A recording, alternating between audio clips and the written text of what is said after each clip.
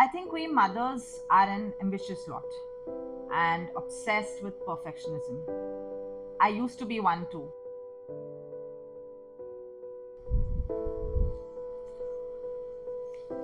Is this where I sit? I'm good to go. Hi, I'm Khushboo. I'm a single mother, a teacher, and an entrepreneur. Did you see that the first line of my introduction was about being a single mother? Is it the most important part of my life? Yes. Is it the only way I describe my existence? I don't think so. My daughter, she is 9. Her name is Ariana. She is the center of my universe.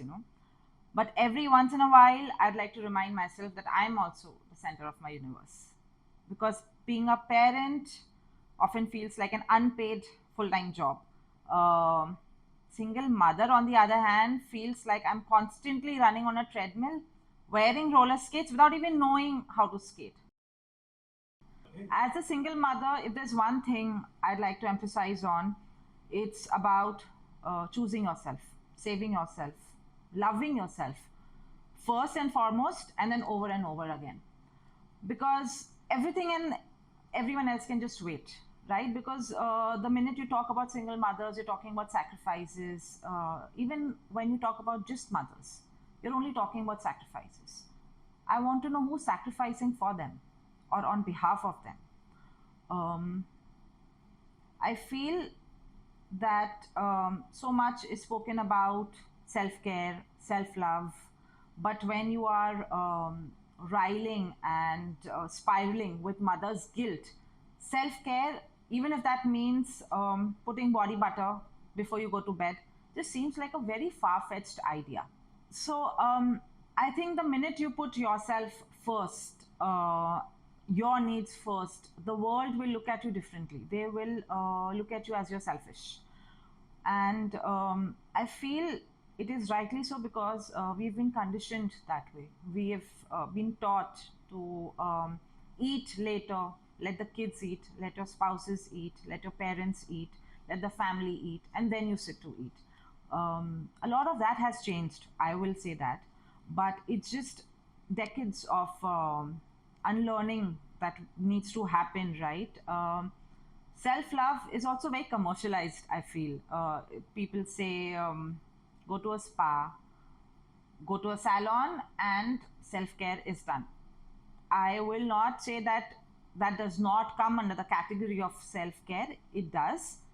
But on some days, sure, going to a salon will feel like it's all the self care that you need on that day. But on other days, you need to give time to yourself. You need to prioritize yourself, your mental health, your physical health, your emotional health, your financial health. I feel all of these things are not given enough importance. I feel self care is really important, and I hate to say it, but it's also a luxury for a lot of mothers because it's unaffordable for us on most of the days. I feel there is a lot of pressure for mothers and to be perfectionists, right? And a lot of times, I feel that the pressure is self-imposed. We put ourselves on a pedestal. It's like we are jumping on a carousel, and the carousel just never stops turning. Uh, it's very difficult for us to get off of that pedestal. um, I think I used to be somewhere there, but when you work on yourself, and I'm in therapy, so when you work on yourself, I feel you get to a part where you know that there's only so much that you can do, that there is only so much in your control. Yes, my child will not go to 6 different set of classes. My house will be messy. I will have bad days, and the biggest challenge on those bad days is to not take it out on my child and to just give her the love and respect that she deserves. This whole idea of being a perfect mother is very toxic because from the time the child is born, there's just a lot of unreal pressure that comes from the society as it is. There's nothing that you can do about that. Sure, you can set your boundaries, but a lot of it just comes from within, and it starts from, I feel, formula milk versus breastfeeding, and it goes on to choosing the school board, all of it. And I don't think I am that mother who puts a lot of pressure on herself, because I just know that there is only so much that I can control, or there's only so much that I can do. I am one person at the end of the day. I feel a few years ago, like before I started therapy, I was that person, I was that mother who was very sure that my child will have a limited amount or maybe no screen time. My child will learn a lot of things as she grows up. My child will do a lot of other things, right? That we set out to be overly ambitious, fulfilling our dreams, our aspirations through our children. But none of that happens. You have to give screen time to your kids. I mean, I'm not saying you have to, but I did, because I also wanted some me time. And being a parent is exhausting, and nobody prepares you for all of those things. Nobody prepares you for postpartum depression. Nobody prepares you for the emotional complexities that children are capable of. Nobody prepares you for the curious questions, and those are the things that you either which way need to work on, the important things.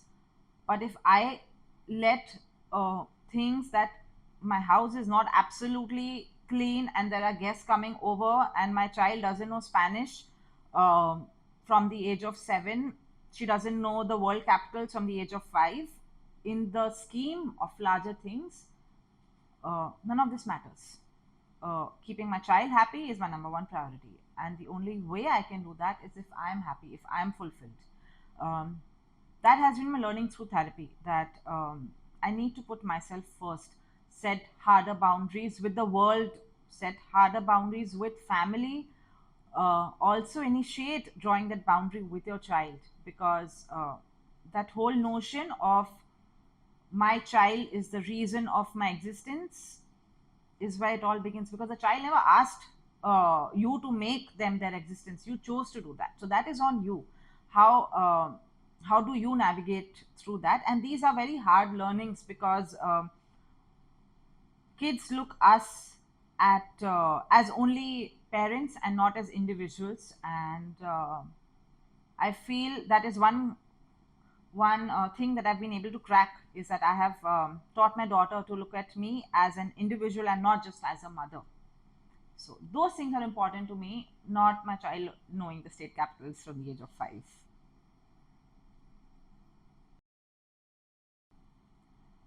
So I lost my husband in September 2021 to COVID, and our world came crashing down, because within 14 days, like he was admitted in the hospital, and then we lost him. And in his last few days, I started preparing for what I would tell my daughter, because she knew that her father was sick, but obviously I could not tell her how bad it was. Um, the day he passed away, I took that day to just do things. Um, I don't think I cried. I didn't have the time or the bandwidth to break down, because everyone else was just, um, both our families, everyone else was just in such a bad shape. And then there were things to be done, there were papers to be signed, there was hospital paperwork. Nobody prepares you for that. I think the world, in terms of grief, only talks about uh, what would you do if the person is not there, uh, on the larger scheme of things. But I feel when it is the small things, uh, they don't tell you, like, how much do you tell your daughter? um, I chose to tell my daughter the next day, not on the same day. It was my decision to make. I did not let my daughter see him for the last time, knowing that I am taking away the possibility of a closure for her. But there are a few decisions that you need to start taking even when you're grieving, because Grieving when you have a child is a luxury I don't think you can afford for a few months or even a year. And those are the decisions that I had to make. I did not have the person with whom I could have discussed all of this. And I just feel that even in those moments, people are conditioned, right? Like you want people, everyone wanted my daughter to see him for one last time, and that was a fight that I was willing to take with everyone, including my father, that my daughter will not see him like this. And that was a decision that I made. When I told my daughter about it the next day, I think that was the hardest thing to do. After that, I took her out for lunch and I took her for Hamleys. I gave her a letter that I said is from her father, knowing that that was the only way she would get some closure. After that, I feel my life has just been upside down. It has been difficult, it has been chaotic. There is no manual for grief, I believe. Nobody prepares you for that. Grief is not linear. One day you're absolutely fine out with your friends shopping for things. The next day you are unable to get out of bed. And it's when it's a choice between your grief and your child's grief, it's a given one. Which one would you choose? Everything in the face of your child's grief just feels smaller and irrelevant, but it is relevant, right? For an entire year, I don't think I broke down or I cried more than a handful of times because I had more important things to do. Um, my physical health got affected, my mental health got affected because again I had put myself on a pedestal to do the right thing by my daughter, to do the right thing by the family.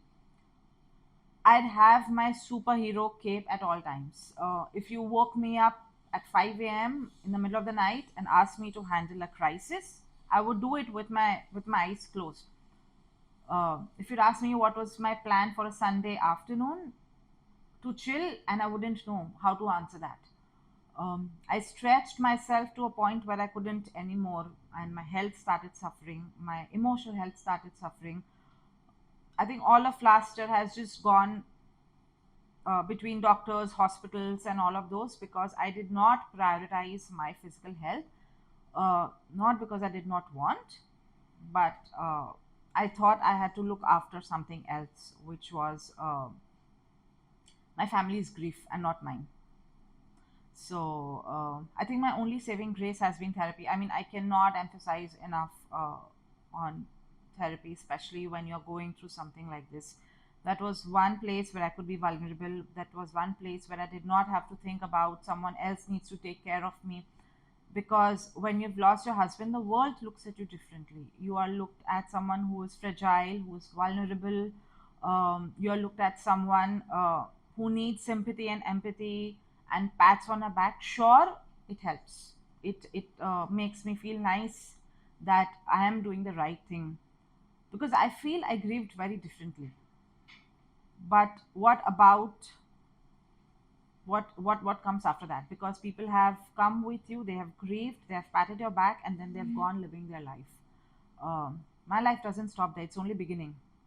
And the world expects you to just survive through and compromise. But I believe that as a human being, I also deserve the chance to thrive and not just survive. Um,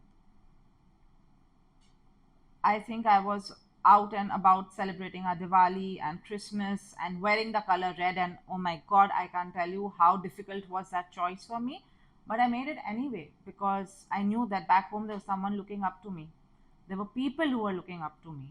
But I think in all of that, I was looking uh, at myself to save myself because there's no one else who's going to do that for me.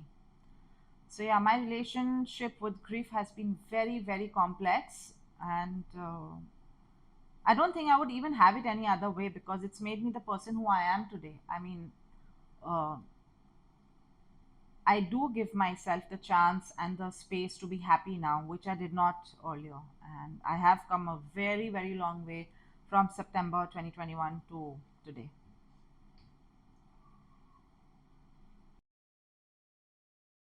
I feel being a mother is watching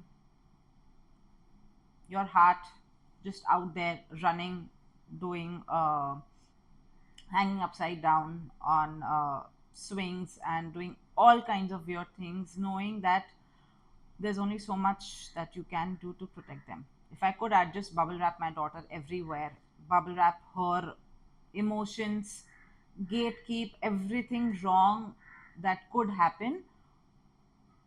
Unfortunately, I can't. I think as much as I would. So, when my husband passed away, my daughter asked me one question: if I did everything I could in my power to save him. And I said yes. And despite all of that, we couldn't. Um, she has that assurance that uh, we did everything we could and it still did not go our way. It was very unfair to teach a child that a lot of times in life there are things that happen to us which are absolutely unfair, because life is unfair. Protecting your child from things and painting a picture that everything is all right in the world does not happen. Letting my daughter see a puppy who passed away, who we were fostering, is a reality that I wanted her to see when she was ready. um, Telling her what we did with the body after my husband passed away was a decision I saved for much later, till she understood what cremation means. Um, Having conversations with your child is very, very important. And I feel that we don't give enough credit to children because they are really emotionally intelligent. We need to allow ourselves to be vulnerable with them.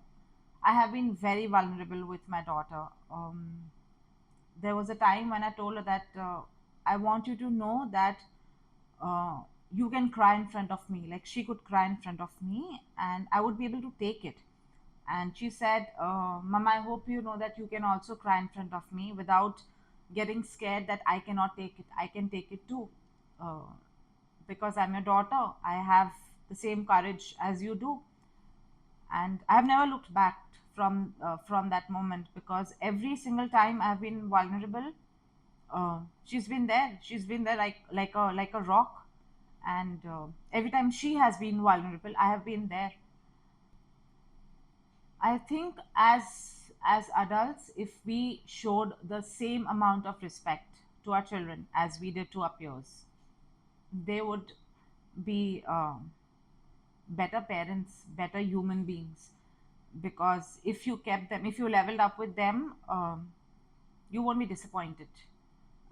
Choosing to be vulnerable with your child can sometimes feel like a double-edged sword, but it's not. Um, Giving them that space to build on their emotions, giving them the space that they can look at you as individuals who are capable of grieving is is something that I cannot emphasize enough on. Because shutting out emotions, whether it is theirs or yours, does not help anyone process grief. You need to let them feel what they're allowed to feel and navigate from there. That's what we have done. Like, both of us, we call each other our A team, because I don't think there's anything that we cannot get through together. Because she knows that whatever is going on, she can come and talk to me about it, and it's the same way. Like, um, I don't like to live in a bubble with her where she thinks that everything is all right in the world, because it's not. Uh, we want to be all right despite of what is happening around us. Things bad, there are bad people out there. There are bad things that happen. Who you choose to be at the end of the day with what you're given is important, and I think that's what I'm trying to inculcate in her. I have been someone who needs to create, right? I have this need to create, and I feel all of my grief, my frustration, I just dived way deep into work last year. Some of it was not good for my health, but I have always had this dream to start my own skincare and healthcare brand. It's called Arira. It's named after my daughter. And last Daughter's Day is when I launched it, because I wanted it to be this cool thing that I could do for her. Um, she's in fact the brand ambassador, because between my mother, she and she's the well-spoken one, and yeah, I mean, she's someone who just is out there, will have the camera rolling and start talking about how good the products are. Like, we have this headache roll on, okay, which is for headaches, and we made a joke of it on video, uh, that why I need it. She's like, you don't need it, but your mother does, because clearly you are the one who gives headache to her moms. I don't, so we don't need this product. So it's just been a beautiful journey, because she's been a part of it. She has tested the products, she's tried them on. So it's my mom, me, who are working on an entire range of homemade, homegrown products. There are constant days of research and trying and testing. We've given, I think, to about 100 odd people at this point, to try and give their feedback. And yeah, it's just we're starting small, we're starting slow, and looking forward to grow it, because while creating a business idea is exciting, sustaining it is what takes discipline, takes effort, and we are all working towards creating it. um, the future plan is to grow it into a brand that also empowers other women, especially single mothers, to have their products on board with us, or encourage them to be a part of a tribe. That's the goal with Arira. I feel as difficult as it is for me to come here today and talk about my grief, talk about everything that's changed my life. If I had seen someone else say some things to me, uh, which would have been an assurance of sorts that you are going to be okay, would have helped me a lot. Because grief is not about just missing that person, it is also about how do you live with your life the way it's meant to be. And you can only do that when you're surrounded by people who love you, who nurture you, and who will see you through. I think this is just my way of putting what I can out there, saying that you're going to be okay, because you need to feel hope. Hope is not something that can be handed out. It needs to be felt. And I hope when you see this, you know that there is hope for all of us in making a difference in someone's life, in telling someone that it's going to be okay, knowing that your child's hurt will lessen over a period of time. You will have more courage, you will choose to be more vulnerable, because even if you've chosen to put yourself on a pedestal, there are people around you to catch you when you fall. um, for single mothers, I wish there was a community, and I hope I can get there to create one someday, to give them structure when it comes to their lives, to give them support when it comes to starting out on their own. Because a lot of times there is only one earning member in the family, and when that person is gone, there's a huge financial burden that can come on the mother or on the wife.